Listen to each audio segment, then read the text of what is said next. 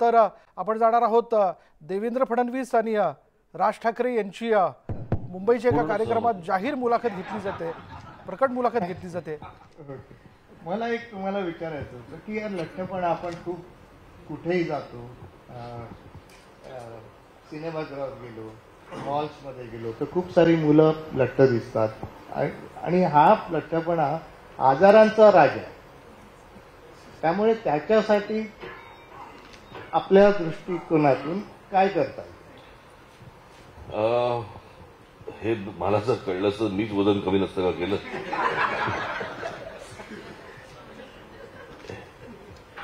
आमच्या सुनेच्या रूपाने डॉक्टर आमच्या आयुष्यात आले आणि तेव्हापासून माझं वजन वाढायला लागलं। पण देवेंद्रजींनी आता जे सांगितलं मला असं वाटतं ती गोष्ट सगळ्यात महत्वाची आहे की खेळ खेळणं। म्हणजे मगाशी तुम्ही जी एक स्लाइड दाखवली त्याच्यामध्ये मी पाहिलं, मी शर्मिला सांगितलं कारण मी सकाळचं टेनिस जो खेळतो त्याच्यामध्ये 470 कॅलरीज त्याच्यातनं जातात असं मला तिकडे दिसलंय। त्याच्यामुळे मी तरी योग्य मार्गावरती आहे। या एक दुसरा प्रश्न की याच्यासाठी जर जनजागृती करायची, आपल्याला अवेअरनेस वाढवायचा, तर त्यासाठी आपल्या दृष्टिकोनातून काय करतात?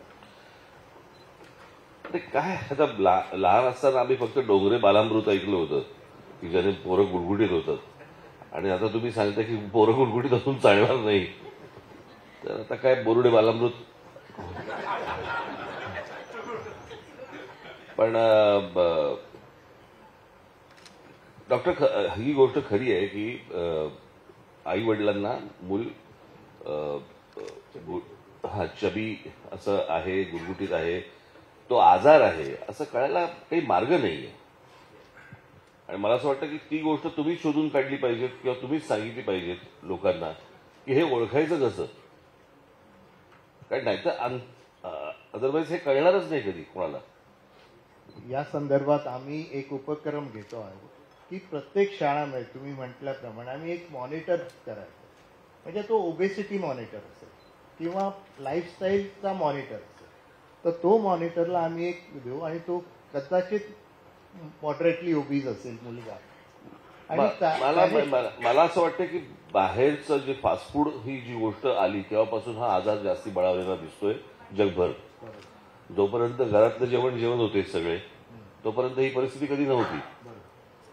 आणि फास्ट फूड हे खूप टेस्टी असतं, घरातलं जेवण ऑलवेज ब्लँड असतं, म्हणजे चांगलं ते वाईट आणि वाईट ते चांगलं।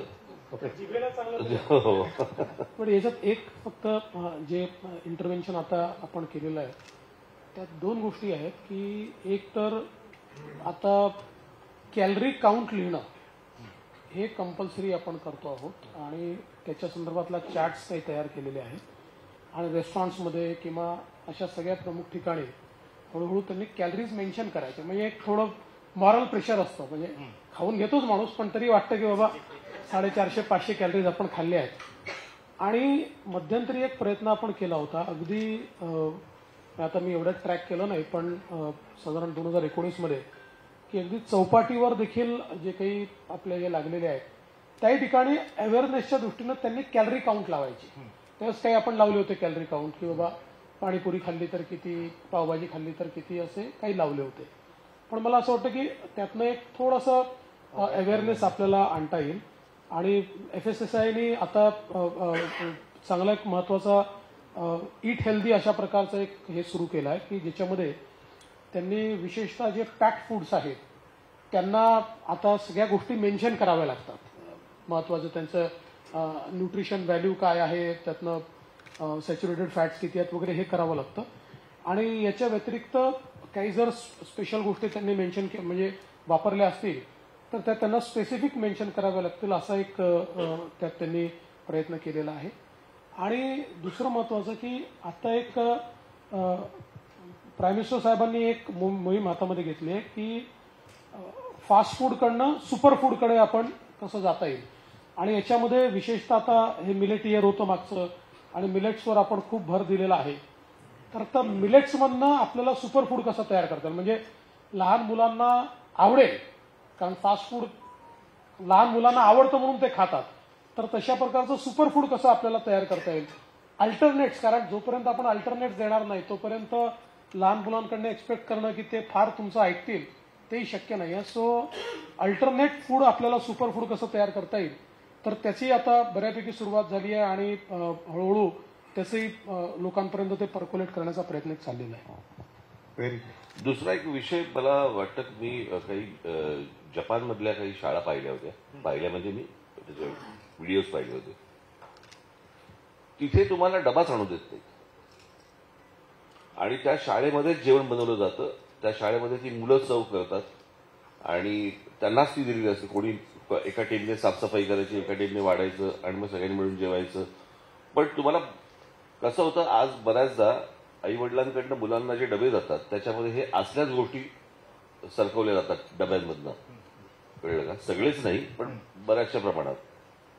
मला असं वाटतं त्याची पण एक सवय मुलांना लागते त्या सगळ्या गोष्टीतनं. आणि मग कॅन्टीनमध्ये खा, पैसे घेऊन जा, यातनं जी शाळेमधनं जी सवय लागते त्याच्याऐवजी जर समजा शाळेने जर समजा या गोष्टींची जबाबदारी स्वीकारली तर विषय घेणार नाही. बरोबर.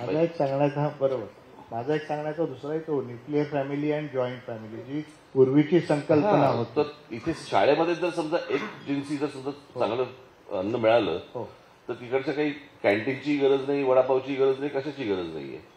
तर ती गोष्ट मला असं वाटतं की सगळ्या शाळांमधनं आली तर मुलांना तेव्हापासूनच सवय लागेल. Perfect perfect. आणि एक गोष्ट अजून म्हणजे तुम्ही जे अवेअरनेस करताय ना, सगळ्यात महत्वाचं मला असं वाटतं की आई वडिलांना थोडा अवेअरनेस झाला. आणि कारण आताची जी जनरेशन आहे ही तशी बऱ्यापैकी अवेअर जनरेशन आहे. म्हणजे आता तुम्ही या जनरेशनला पर्यावरणाबद्दल जर बोललात तर ते फार अवेअर दिसतात. म्हणजे अगदी 12-13 वर्षाचा मुलगा देखील आई वडिलांना सांगतो, पर्यावरणाबद्दल सांगतो, ग्लोबल वॉर्मिंगबद्दल सांगतो, काय करू नये सांगतो. पण आपण ही सिस्टीम अजून उभी केली नाही की त्यांना आपण जे खातोय अन्न त्याचं महत्व समजलं पाहिजे. ते जर आपण त्यांना समजवू शकलो मला असं वाटतं तर निश्चितपणे ही फार एक अवेअर अशा प्रकारची पुढारलेली जनरेशन आहे. त्यामुळे त्यांना जर त्यात काय वाईट आहे जर आपण सांगू शकलो ना तर मला वाटतं की म्हणजे त्यांच्यातही रेस्टॉरंट एक तयार होऊ शकतो. आम्ही या गोष्टीला ना ओबिझोजेनिक एन्व्हायरमेंट म्हणतो. जर पेरेंट्स ओबीज असतील ना तर मुलं पण ओबीज होतात. बरं, 8 तास मुलं घरी असतात, नेक्स्ट 8 तास मुलं शाळेमध्ये असतात. आता या शाळेमध्येही अवेअरनेस प्रोग्राम करणं, जसं तुम्ही सांगितलं जसं जेवणाचे ठेवणे, हे पण खूप जरुरी आहे. त्या ओबिझोजेनिक एन्व्हायरमेंटला कसं कमी करता येईल आम्ही हे त्या मॉनिटर्सना शिकवतो की त्यांनी त्याच्यावर तो भर द्यावा. आणि मगाशी आपण जसं म्हणालात की 2 शिक्षक हे त्यांना समजवायला, मुलांना समजवायला असले पाहिजेत. माझी फक्त विनंती आहे की ते बारीक असले पाहिजेत. तर डॉक्टर, आता आपण मला असं वाटतं त्याला दिल्लीला जायचंय बरं का. आणि मी पण चायनीजची ऑर्डर देऊन बसलेलो आहे. नाही बोला बोला बोला.